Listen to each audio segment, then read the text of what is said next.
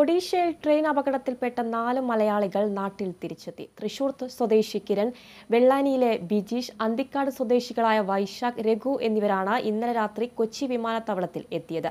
ഭാഗ്യം കൊണ്ട് മാത്രമാണ് രക്ഷപ്പെട്ടതെന്ന് ഈ ചെറുപ്പക്കാർ പറഞ്ഞു.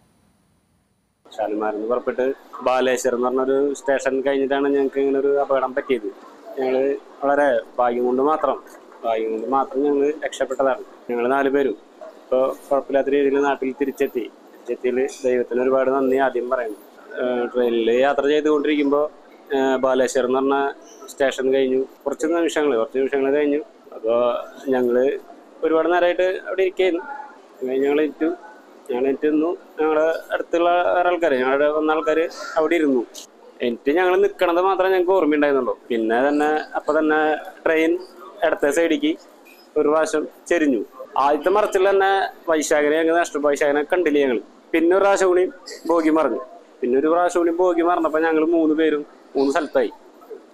ഞങ്ങളുടെ സ്വാഭാവികമായിട്ട് ഞങ്ങളുടെ കൈയും കാലും തലയും തണ്ടലും ഒക്കെ എവിടേക്ക് പോയി ഇടിച്ചത്. ഞങ്ങൾക്ക് പിറ്റേ ദിവസം ആശുപത്രിയിൽ പോയപ്പോൾ വേദന വന്നപ്പോൾ ഞങ്ങൾക്ക് ഓർമ്മ വരണതൊക്കെ.